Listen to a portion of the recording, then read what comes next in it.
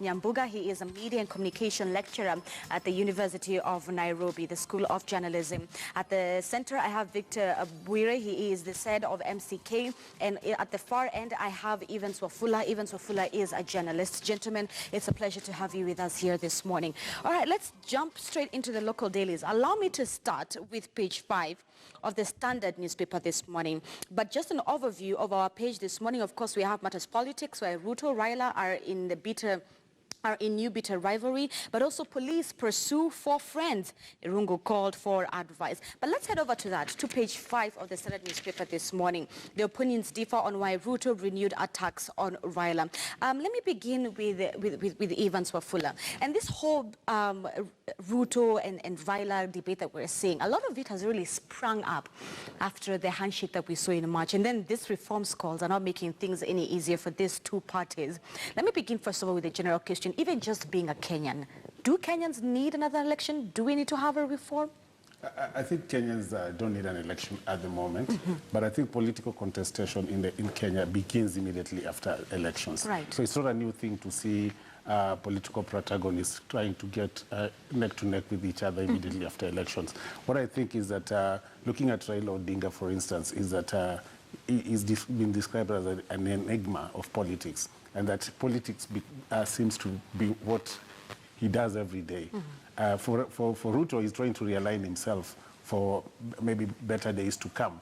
And I think for him, he thinks that starting now puts him in at an advantage position. So I think it's not really very surprising to see what is happening. But remember, the rivalry between Raila Odinga and William Ruto began a long time ago.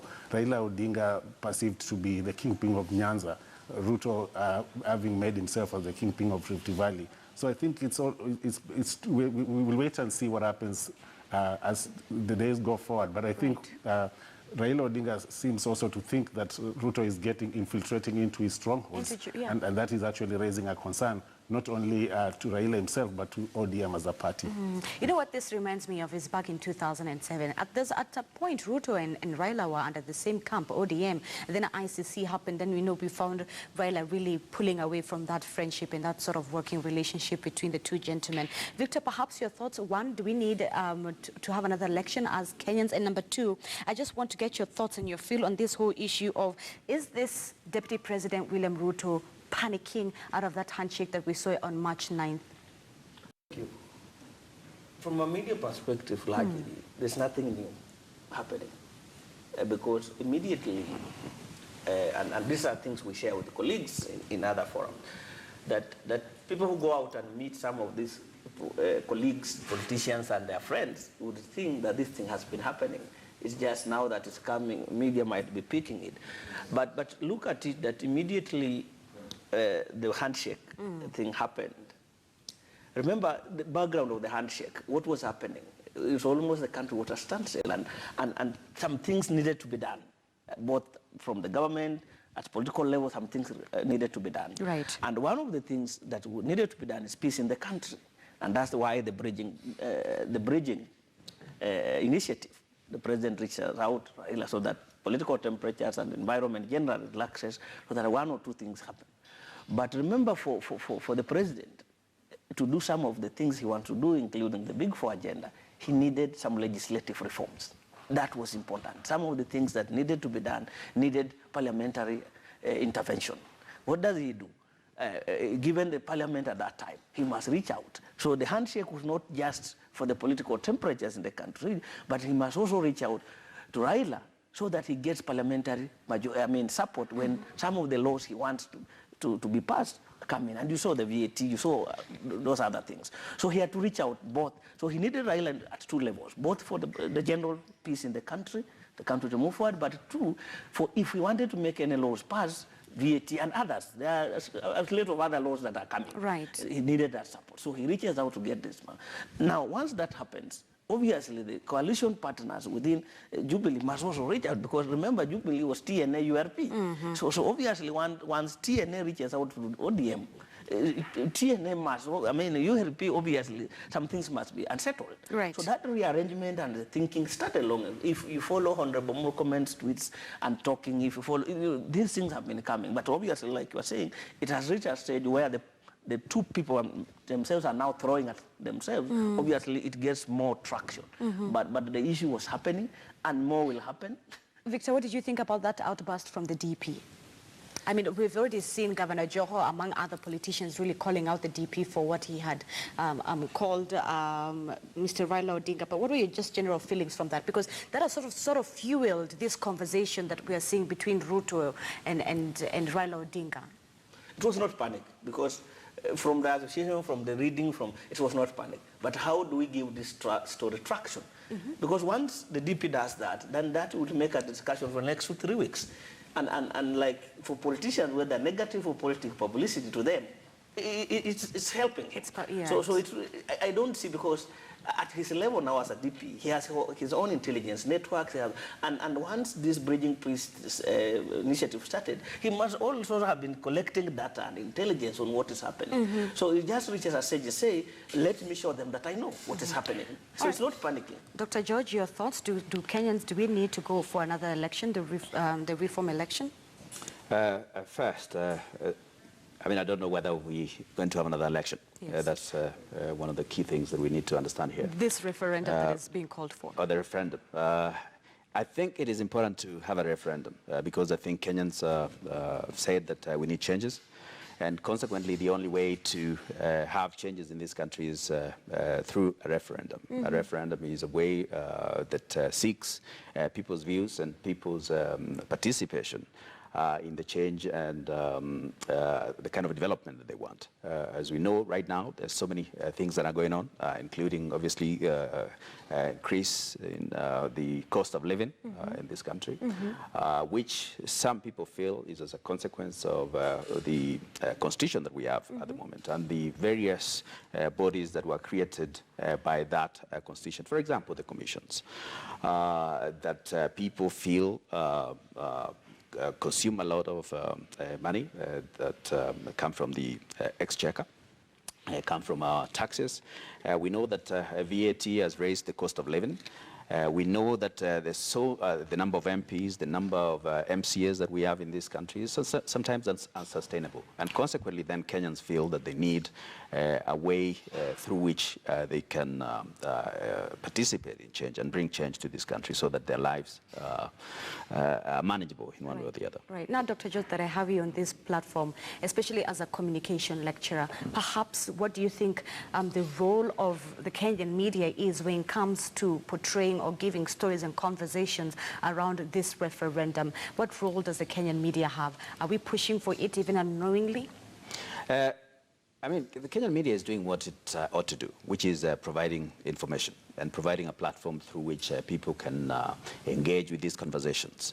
It is not that they are pushing for a referendum in one way or the other, but by providing that information, it is that they inform people of the challenges that this country is going through, both political, economic, and sometimes social.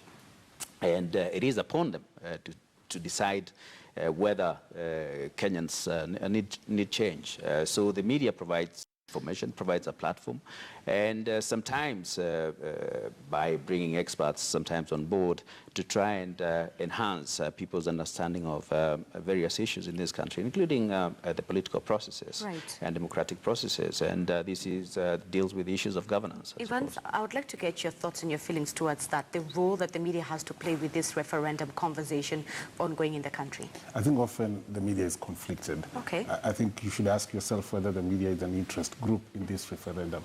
In many developed countries, you'll find that media are inclined in certain positions when it comes to matters political. And I think it's not fair to say that the media is not divided on this particular issue. I'm sure there are many media outlets, many media organizations that will actually come up with certain positions when it comes to whether it's an election, whether it's a referendum. And I think that helps in trying to shape the masses, the position that the masses will take. And you have seen in many debates, even on the tax issues, there are certain media organizations that took certain positions. And this is traditionally what has happened in the Kenyan media, that certain medias will fall, and there have been a lot of accusations from medias that they are pro-opposition, pro-government. And so the question that should be is that what is the media independent enough for them to be able to have a very informative position when it comes to the referendum? That's also very critical. And Evans, you've just touched on already on my next question, which I was going to throw to the panel, is that aspect where if we are truly going to go for another referendum, we have Raila Odinga who is for it, and we've seen Deputy President William Ruto who is not for it. And like you said, during such elections, during such campaigns, you see media houses taking sides, right? Victor, your thoughts on that? Will that also happen with this specific referendum? As political parties and political individuals take their sides, somehow automatically, like we've seen in elections, media houses do the same thing. Thank you. There's no neutrality in media. Media takes an oath to side with the truth. So that's our position. So once media takes the sides with the truth, then whether it falls within the position of government, that's the position that media. So me, I look at it as, has media taken a position informed by substance? Is it by substance? If for example, now the debate around the issues of referendum, providing enough space for informed discussion on the thing. Right. Not about it taking positions or not taking positions, but are we being fair when we bring experts, per se panelists in our discussion? Are they balanced people? Are they people who are bringing information to help Kenya? Because media is a marketplace of ideas. So that then we are providing a position informed. Like Evan says, people take positions, even in Europe, but you take positions on issues, on substances. That media Standard is taking this position of VAT tax because of this and this, and not because it supports the opposition or it supports government. But what that, as a public interest issue, is the tax good or bad? Is the referendum good or bad? Or as a public interest issue. So for that reason, media will take positions. Right. And that, to me, has got, so long as the position is based on substance, on issues that help Kenyans advance. All right, Dr. George, on that same tune, as we move away from this conversation, gentlemen, media houses a lot have been called out for giving platforms on this 2022 conversation, when truly we should be discussing and looking at matters, as Victor has said, when it comes to development as a nation. But what would the media do, especially now when you have, for example, two key men in society in terms of political leadership, already talking about 2022 and a referendum? Then what is the media supposed to do? Because we've been called out so many times saying we're giving this whole 2022 conversation a platform. First, let me say that you know, when we're talking about media, we're not just talking about media, mainstream media. Right. There are various other platforms that have sort of democratized the information production and sometimes provision, and given people a platform through which to engage with one another and with the issues. And through those platforms, it is seemingly, I mean, it seems that they're playing a critical role in terms of providing those spaces through which people can engage with one another. Having said that, I think the mainstream media has started to obsess with issues of 2022 and referendum and issues like that. But you can't blame the media, given the fact that we know that public figures, politicians make news. And if there are pronouncements by, say, Deputy President Ruto or former Prime Minister Raila, you're not going to ignore that. Right. It doesn't matter what it is that they say about maybe the next election or the referendum or whatever issues that they feel people privilege, and consequently the media merely provides the space. So it's a matter of striking a balance between, yes, the political figures who are making news, but also other agendas, development, things that actually affect the common man in chief. I think so, largely. But if you look at the quantitatively, media from a quantitative perspective, you find that yes, these politicians are given a bit of space. Okay. But there are lots of other issues that are given space as well. So sometimes we don't just look at the headlines. We have to look at the media. Just a quick one. Right, Evans. I think we should also interrogate whether media is profit-oriented or information-oriented. And looking at the media landscape in Kenya, it's really grown. I think globally, actually, it's really grown. And I never envisaged a time when people would receive free newspapers in Kenya. And now we're in an era where people are picking newspapers on the streets. I mean, it's being given to people for free. Right. So, I mean, when you talk to an average Kenyan about the media that they can trust, some of them think that the newspaper that I receive for free is not profit-oriented per se, that it doesn't like incline in any political divide. And those are some of the issues that are coming out as a challenge, that is the media profit-oriented or is it information-oriented? And that's a question we need to ask ourselves. And the discussion we have had with Dakar and other colleagues, including editors here, that people read, this newspaper Standard is almost 36 pages. But people read page 1 and say, they make a conclusion. What about this other page, 36 pages? There's other stories. So the mere fact that maybe Standard led with the DP rivalry and does not mean that's the only story they covered. Okay. So we need to elevate our media criticism also. Those people who are criticizing media, that we look it in a bigger way, so that it's not just about an issue of, on their page 1 they had this. So when it's up to you've done a 360. I mean, yeah. Okay. Let me just comment quickly on the issue of profitability. Profitability is not necessarily bad. Commercial issues are not necessarily bad. Given the fact that if it wasn't for commercial we wouldn't profit, be here. we wouldn't be here. Right. I mean, KTN wouldn't be able to manage this studio. The various newspapers wouldn't be able to publish every day. You people, the journalists, wouldn't be paid. The logistics of all of this. The logistics of all this. All right. So commercial aspect, as long as they're balanced with, they're tempered with genuine public interest issues and truth, and sometimes speaking truth to power. That is what maybe the audiences expect. That is what Kenyans expect. But profitability by itself is not necessarily bad. Okay, gentlemen, allow me to pause on this conversation. I really want to get your thoughts now on an international platform. Let's take a breather from Kenya right now. And First Lady Melania Trump is in Ghana. She is on her first solo trip. Ghana is where she is at first. Then she will go to Malawi, Kenya, then Egypt. Now, here's the thing, gentlemen, especially when it comes to covering First Lady Melania Trump, who perhaps this is the first time she is on such political platforms, right? And there are few challenges. The fact that, first of all, she's not a politician by nature, and number two, there's simple things like language barrier. Victor, how do journalists begin to tell such a story where we say this is what Melania Trump's visit to Africa means? Because, you know, getting even a one-on-one interview with her, it's a bit tough. Getting her to do a press conference, it's a bit tough, you know. Like, as I said, she's not your typical politician, so she can come out today and make remarks on Africa and US, you know, relationship. So how do we begin to tell this story? There's a big way. I've seen a lot of, while I don't know what our local colleagues are doing, but I've seen at international level, we are accrediting journalists who are coming with hands some from other countries. And you can see the elaborate plans they have on what, but like you mentioned, I hope it will not be the color of the visit, that we're just stuck with the color, with the pomp, and let's interrogate and help, like you're saying, what does the visit mean in relation to the general U.S. Trump administration comments on Africa?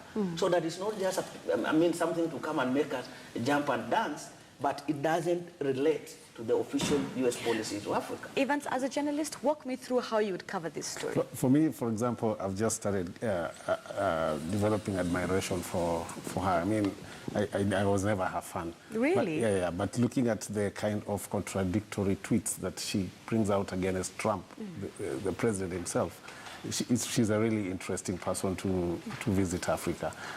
Hoping that her agenda, she's put the girl child as one of her main agenda. And also probably looking at the extent to which USAID has actually been able to do development in Africa. I think we want to see whether she will be able to increase the increase of USAID presence in Africa. Right. And also try to ensure maybe the level of child care education is improved, and looking at what the United States will do, but especially most importantly on the issue of immigration. I think since Trump came into power, immigration has been very controversial. Forgetting that herself, she's an immigrant, right, and trying to see what kind of statements they level, because many Africans have been sent back. But also Trump's lineage, their parents were from, the Jews from Europe. And absolutely, and we would like to see what kind of message she'll send back. All right. Yeah. Okay, so gentlemen, allow me to give the last seat to Dr. George. Dr. George, as a lecturer, I really want to hear your thoughts, especially on this issue of education. Exams are coming up, but as of last week, there was a conversation of that leakage is already happening. There's, again, every single year we have this conversation of how will these exam papers reach certain interior places and allow students to have the conversation. Right now, on the Daily Nation newspaper, they're talking about how the principal secretary Bilo Kipsang is instructing county heads to reject all annual leave applications until exam season is over. We're in that atmosphere now as a country. We're heading into this whole exam conversation. What would you advise the ministry, given that this is the first time Samina Mohammed will be handling national examinations under her new role? The issue of the examination is quite emotive in this country, merely because especially the Form 4 exams. It determines the next step, next stage in people's lives, and especially the young people, the youth. And consequently then, when the integrity of these exams are compromised, then you start to question our preparedness in terms of ensuring that there's no cheating, that it sort of equalizes our opportunities that we have going forward.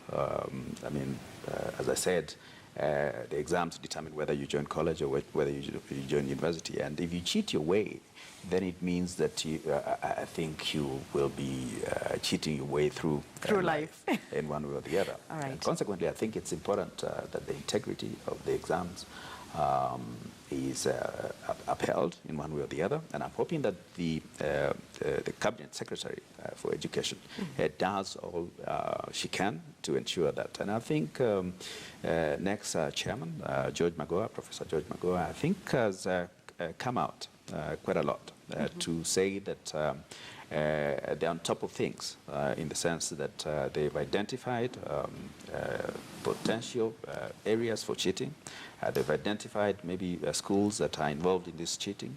And we hope that the situation will be arrested and ensure that we uphold the integrity of those exams. Thank you. Thank you. As I said, we're now entering exam season. We'll be keeping an eye on that story. All right. So we want to take a quick commercial break here on Money Express and also let our KTN home viewers go. But if you want to continue to be part of this conversation, tune into KTN News. More with this specific panel. Michael